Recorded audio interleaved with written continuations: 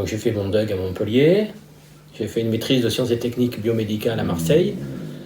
Et en fait, ça s'est bien passé et on m'a proposé d'aller sur une école d'ingénieur à Paris. Et du coup, j'ai fait une deuxième année d'école d'ingénieur directement à Paris, puis une année à Rennes. Et là, en fait, j'étais spécialisé dans tout ce qui était Minitel. Et je suis rentré en métropole ensuite. Et donc, j'ai travaillé encore sur Minitel. Et puis, j'ai fait de la veille technologique à Strasbourg. Et après, en fait, c'était en 93 et Internet est arrivé. Comme je faisais de la veille technologique dans le domaine des télécoms, j'ai vu arriver Internet, la DSL, etc.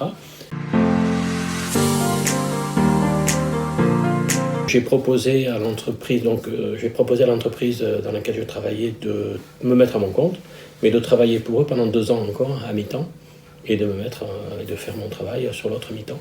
Et finalement, j'avais plus de liberté et j'ai pu faire tout ce que je voulais en étant consultant Internet et consultant en référencement. Alors, consultant en référencement en 1996, c'était un peu spécial, hein. Il y avait même pas Google à l'époque, hein.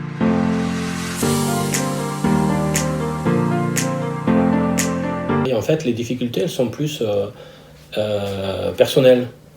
En se disant, je me mets à mon compte. Est-ce que je vais avoir du travail? Est-ce que je vais pouvoir me payer à la fin du mois? Est-ce que je vais arriver à travailler? Est-ce que j'ai dans l'esprit de travailler parce qu'à l'époque, j'avais pas. À l'heure actuelle, j'ai un bureau qui est séparé de la maison. À l'époque, mon bureau était dans la maison. Et c'est assez prenant. Et en fait, on est tout le temps au bureau, tout le temps au boulot. On n'arrive pas à séparer la vie personnelle de la vie professionnelle. Donc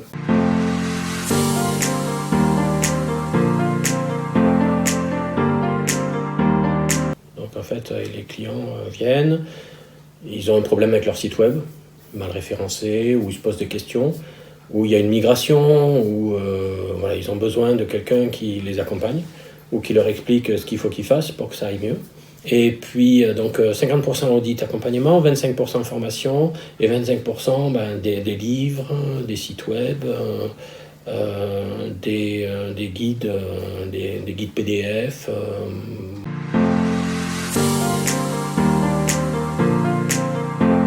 Alors, le référencement a évolué, clair, on ne peut pas dire le contraire. Entre 1996 et 2019, il y a eu quelques changements. Donc tout ça évolue, il n'y a jamais eu de révolution. Finalement, la dernière révolution, c'était peut-être l'arrivée de Google, il y a 20 ans. Mais depuis l'arrivée de Google, tout ça évolue tranquillement. Et on ira certainement vers la recherche vocale, etc. etc.